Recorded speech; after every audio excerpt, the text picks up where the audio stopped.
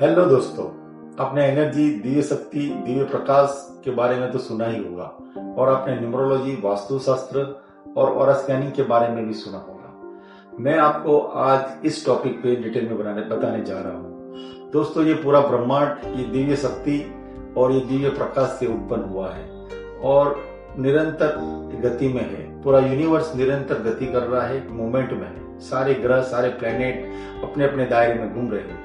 ये मोमेंट से एक वाइब्रेशन उत्पन्न होता है और यही वाइब्रेशन से तरंगे उत्पन्न होती हैं, जिसे हम एनर्जी कहते हैं। और ये एनर्जी पॉजिटिव भी हो सकती है, नेगेटिव भी हो सकती है।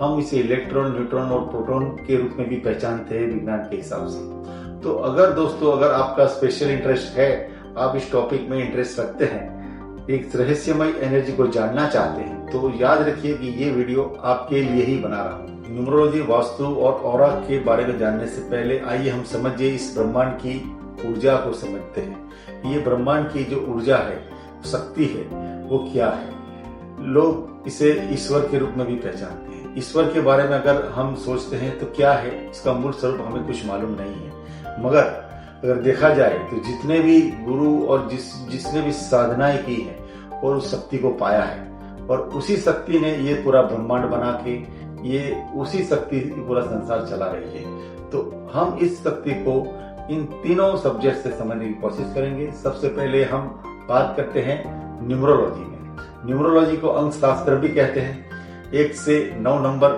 है, 1, 2, 3, 4, 5, 6, 7, 8 और 9। और हर एक नंबर की अपनी खुद की एनर्जी है।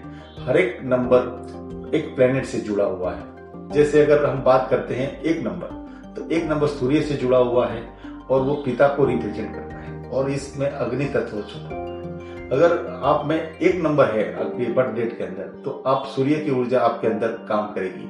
आप में लीडरशिप की क्वालिटी आएगी, आपके अंदर एक एक्सप्रेशन की क्वालिटी आएगी और आप जो है काम अपने ऊर्जा पूर्ण करेंगे। और अगर इसमें ये नंबर मिसिंग होता है तो उसकी जो प्रभाव होते हैं वो अलग होते हैं। हम अगले वीडियो में उसको आगे डिटेल में डिस्कस करेंगे। अभी इंट्रोडक्टरी में आपको शॉर्ट में बता रहा हूँ। अगर 2 नंबर है तो वो चंद्र से जुड़ा हुआ है और चंद्र मन का कारक है और मन में उत्पन्न हो रहे विचारों, मानसिक तनाव, ये सब चंद्र की वजह से है। जैसे कि आप जानते हैं कि चंद्र की ऊर्जा पूरे दरिया के अंदर भर्ती और ओट का कारण बनती है। तो इतने लाखों किलोमीटर दूर होने के बावजूद भी चंद्र इस दरिया के पानी को असर कर रहा है। तो हमारे शरीर में भी 70% पानी होता है। तो ये 70% पानी कोसों में होने की वजह से ये चंद्र का प्रभाव हमारी ऊर्जा और हमारे मानसिक स्तर पर पड़ता है। तो जैसे फुल मून में अलग मूड होता है, किसी का जब अमास होती है तब मूड अलग होता है, इसका कारण यही है। तो इस तरह से 2 नंबर वाले जो होते हैं वो एक तरह से इमोशनल व्यक्ति होते हैं। और तीसरा नंबर जो है वो गुरु से जुड़ा हुआ है और गुरु मतलब ज्ञान का कारक है और ज्ञान और नॉलेज प्रदान करता है। और ऐसे 3 नंबर वाले व्यक्तियों को ज्यादा से ज्यादा टीचिंग जैसे फील्ड में जाना चाहिए। इससे हम कैरियर भी नंबर के हिसाब से हम सिलेक्ट कर सकते हैं। 4 नंबर है वो राहु से जुड़ा हुआ है और राहु एक छाया ग्रह है। आप जानते ही है राहु और केतु की स्टोरी, जिसके अंदर जब समुद्र मंथन हुआ तब जब छल कपट से ये राहु ने जो अमृत पी लिया था, तो विष्णु ने जब वो उनका गला काट दिया था, तो जो गला रहा, जो हेड का पार्ट रहा वो राहु रहा और बाकी का जो नीचे का जड़ रहा उसे केतु हम कहते हैं। तो राहु की जो क्वालिटी है वो एक बुद्धिशाली प्रकट करता है और इसके अंदर चतुराई और कपट भी छुपा हुआ है। तो ऐसे 4 नंबर से जुड़े हुए व्यक्ति कई बार काफी आगे भी निकल जाते हैं और कई बार खूब बड़े नुकसान में भी रहते हैं। कभी वो ये व्यसन से भी जुड़ा हुआ है कि कभी इनको गलत आदत लगती है तो वो बुरी तरह से इसके अंदर फंसे हुए रहते हैं। मगर सफलता का भी एक कारण एक राहु से जुड़ा हुआ है। इसी तरह से 5 नंबर वाणी से जुड़ा हुआ है। ऐसे व्यक्ति बोलने में बहुत ही निपुण होते हैं। ऐसे व्यक्तियों को बोलने की फील्ड है, समझाने की फील्ड है, जैसे कि एडवर्टाइजमेंट है, टीचिंग है, इससे में जा सकते हैं। इसमें काफी सफलता प्राप्त कर सकते हैं। किसी को काउंसलिंग करना है तो 5 नंबर वाले व्यक्ति बहुत अच्छी तरह से काउंसलिंग कर सकते हैं। इस तरह से 6 नंबर जो है वो एक लग्जरी का नंबर है, वैभव का नंबर है और लश्कर का नंबर भी कहा जाता है। उसे मैरिज से भी जुड़ा जाता है और ये पार्टनरशिप भी दर्शाता है। तो अगर 6 नंबर आपके पास है तो आप ब्रांडेड चीजें पहनना ज्यादा पसंद करेंगे। आप में आपके मैरिटल लाइफ में अगर जो इश्यू है वो भी ये 6 नंबर से जुड़े हुए हैं। ये शुक्र ग्रह से जुड़ा हुआ है और शुक्र किसी का अगर डिस्टर्ब होता है तो ये सारी समस्याएं पैदा करता है मैरिज लाइफ में, पार्टनरशिप में वगैरह में। तो ये शॉर्ट में मैं बताता हूँ, फिर इसका मैं डिटेल आपको बताऊंगा और इसकी रेमेडीज भी बताऊंगा।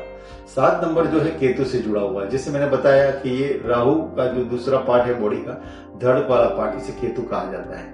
और ये केतु जो स्पिरिचुअलिटी से जुड़ा हुआ है, धार्मिकता से जुड़ा हुआ है और इससे मोक्ष भी प्राप्त कर सकता है। ऐसे व्यक्ति में मोक्ष पाने के चांसेस भी ज्यादा होता है। और ये विजडम से जुड़ा हुआ है। बिजनेस करने में जो विजडम मिलता है वो 7 नंबर से मिलता है। और कई बार जब केतु डिस्टर्ब होता है तो उसकी रेमेडीज में अलग अलग तरीके से बताया जाता है, जैसे कुत्तों की सेवा करना वगैरह वगैरह। तो हम आगे उसको डिटेल में जानेंगे। तो ये रहा केतु के बारे में। अब 8 नंबर जो है जुड़ा हुआ है शनि, जो सबसे धीमी गति से जो चलने वाला जो ग्रह है वो शनि है।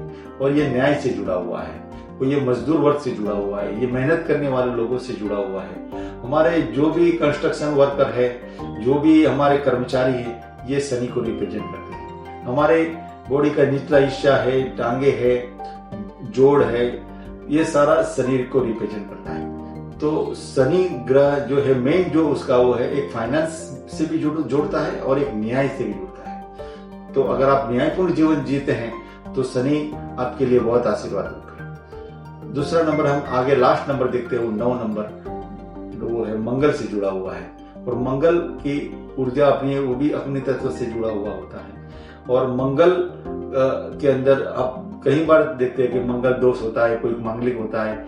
ये सारी जो डिस्टर्बेंस होती है वो 9 नंबर के लेकिंग से भी होती है और नंबर मल्टीपल टाइम आने से भी होती है। तो फिर इसको हम एस्ट्रो में कुंडली से भी मैच करके, फिर या वास्तु देख के कुछ वास्तु इसमें डिस्टर्ब है, या फिर ऑरा चेक करके ऐसे व्यक्तियों का हम पॉजिटिव नेगेटिव है कि नहीं, ये सारे शास्त्रों को हम मिला करके एंड में फिर निष्कर्ष करते हैं कि कहाँ पर इस व्यक्ति को एनर्जी की लेकिंग हो रही है, कहाँ पे दिक्कत आ रही है, और फिर रेमेडीज करके हम उसकी समस्या का समाधान करके लाइफ में सफलता प्राप्त कर सकते हैं। न्यूमरोलॉजी में 2 प्रकार से इसका अभ्यास किया जाता है। एक तो चाइना की पद्धति है जिसे लॉसू ग्रिड कहा जाता है, दूसरी पद्धति है इसको वैदिक ग्रिड कहा जाता है।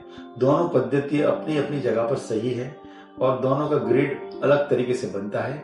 वो आगे अलग न्यूमरोलॉजी का अलग से जब मैं वीडियो बनाऊंगा, इसमें आपको डिटेल बताऊंगा कि ग्रिड कैसे बनता है। आपके जो बर्थडे, जैसे फॉर एग्जांपल अगर आपका बर्थडे है 14 जून 2003, तो इसमें जो जो नंबर आते हैं वो ग्रिड में भरे जाते हैं, इसका टोटल किया जाता है। फर्स्ट जो लेटर आपका जो बर्थ का डेट है, सपोज आपका 14 है, तो 1 और 4 को टोटल करके जो नंबर 5 आता है वो आपका मूलांक हो जाता है। ये सब ज्यादातर आप लोगों को मालूम ही होगा।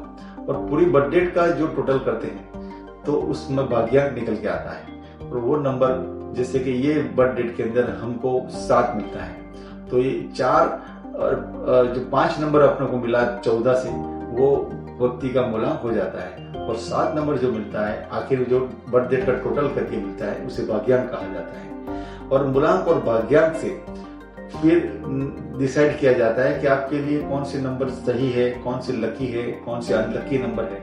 वो सारे जीवन में यही 2 अंक आपको पर बड़ा प्रभाव पा सकते हैं। और आगे फिर उसमें कुआ नंबर भी निकलता है, पर्सनल ईयर नंबर निकलता है। फिर और डिटेल में जाते हैं न्यूमरोलॉजी में, तो हम उसमें नेम न्यूमरोलॉजी के बारे में आगे चर्चा कर सकते हैं, क्योंकि ये बर्थ डेट तो होता है, फिक्स होता है, हम उसको चेंज नहीं कर सकते। तो फिर किसी के पास नंबर मिसिंग हो रहे हैं, किसी के पास नंबर मल्टीपल आ रहे हैं, उससे जो समस्या है इसका समाधान कैसे किया जाए। तो एक नेम ऐसी चीज है कि जिसको हम चेंज कर सकते हैं। आपके नाम अगर गलत है, आपके नाम अगर अलाइन नहीं हो रहा है बर्थ डेट से, या कोई मिसिंग नंबर आपके बर्थ डेट में हो रहे हैं, तो हम नाम को चेंज करके या नाम में मॉडिफिकेशन करके उसको ऊर्जा को हम प्राप्त कर सकते हैं। तीसरा एक महत्वपूर्ण टॉपिक है आजकल जो काफी चर्चा में है, उसे मोबाइल न्यूमरोलॉजी कहा जाता है। आपका मोबाइल नंबर भी बहुत एक महत्वपूर्ण टॉपिक है, क्योंकि वो पूरा लाइफ टाइम और 24 घंटा आपके पास रहता है और इसी से सारा कम्युनिकेशन, आपका बिजनेस चलता है, आपका स्टडी भी इससे चलता है। तो ये आपके जीवन पर बहुत बड़ा प्रभाव डालता है।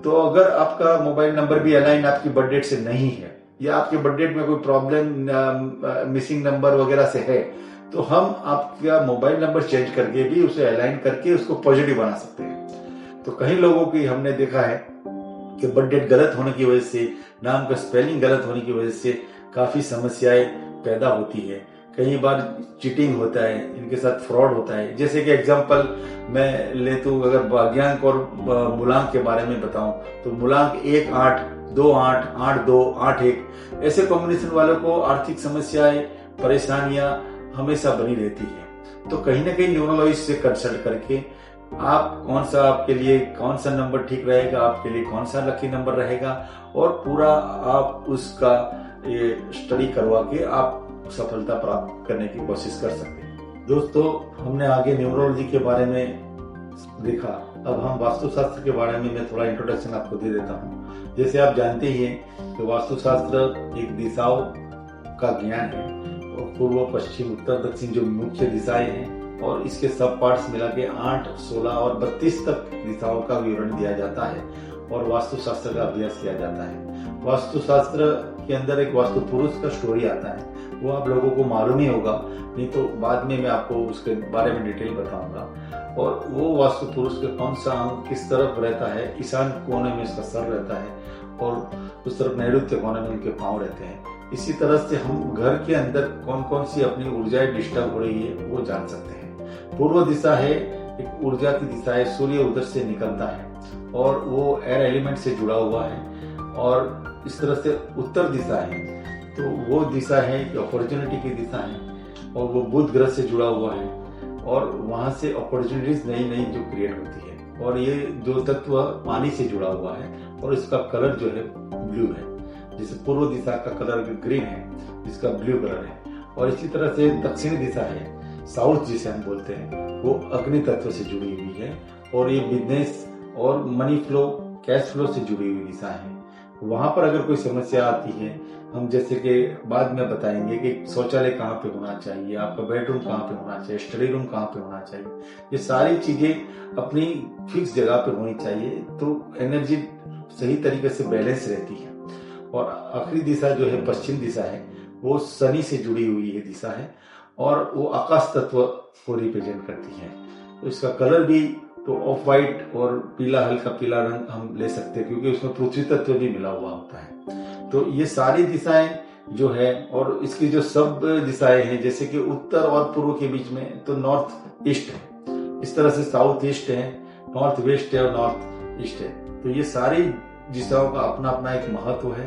कौन सी एनर्जी कहाँ पे डिस्टर्ब हो रही है अपने घर में, अपनी ऑफिस में, ये अब अपनी समस्याओं से इसको जान सकते हैं। एक शास्त्र उल्टा भी होता है, जिसे रिवर्स वास्तुशास्त्र कहते हैं। जैसे कोई व्यक्ति आता है, वो अपना प्रॉब्लम बताता है, कोई वो कहता है कि मुझे कितना भी काम करता हूँ, मैं हमारा मनी इतना आता है, फिर भी वो पैसा टिकता नहीं है। तो कहीं ना कहीं ऐसे व्यक्तियों को कैश फ्लो का समस्या होती है और वो हम पहचान सकते हैं कि इनके साउथ ईस्ट में प्रॉब्लम हो सकता है। अग्नि तत्व अगर दिशा है, अगर उसमें आपने वहां पे पानी का स्रोत रख दिया तो वो पूरी न्यूट्रलाइज हो जाती है। तो इसी तरह से सारी दिशाओं कौन सा तत्व जुड़ा हुआ है और वहां पर कलर कौन सा है वो भी इम्पोर्टेंट है। हर एक कलर की अपनी एनर्जी होती है, तो वो कलर भी जिस दिशा में, जैसे पानी का कलर ब्लू है तो उत्तर दिशा में ब्लू कलर ही होना चाहिए। अगर वहां पर आपने रेड लगा दिया तो वो उसकी सारी एनर्जी को बैलेंस और डिस्टर्ब करेगा। इसी तरह से मेन जो वास्तुशास्त्र में होता है ब्रह्मस्थान होता है, और वहां पर एक सेंटर ऑफ द हाउस और सेंटर ऑफ द ऑफिस होता है, वहां पर कोई एनर्जी डिस्टर्ब नहीं होनी चाहिए। हमारा पूजा घर किधर होना चाहिए, इबादत कहाँ होनी चाहिए, हर एक चीज का एक दिशा फिक्स है। इसी तरह से अगर हम चलते हैं तो जीवन में सुखमय और शांति आ सकती है और हम सफलता प्राप्त कर सकते हैं। तो हम आगे की वीडियो में डिटेल में जानेंगे कि हम वास्तुशास्त्र का क्या उपयोग करके सफलता प्राप्त करें। आपने पहले आगे वीडियो में वास्तु और न्यूमरो के बारे में सुना, अब हम मेरा जो मोस्ट फेवरेट टॉपिक है वो ऑरा का है। आप में से कई लोगों ने ऑरा के बारे में सुना होगा या फिर कई लोगों ने नहीं भी सुना होगा। ऑरा को आभा मंडल भी कहते हैं। हर एक व्यक्ति के एक अपना खुद का एक ऑरा होता है, ये एनर्जी से जुड़ा हुआ है। हमारे शरीर से ऊर्जाएं निकलती है, पॉजिटिव और नेगेटिव तरंगें निकलती हैं वो हमारे शरीर के आसपास एक लेयर बनाती है और उसे ऑरा कहा जाता है।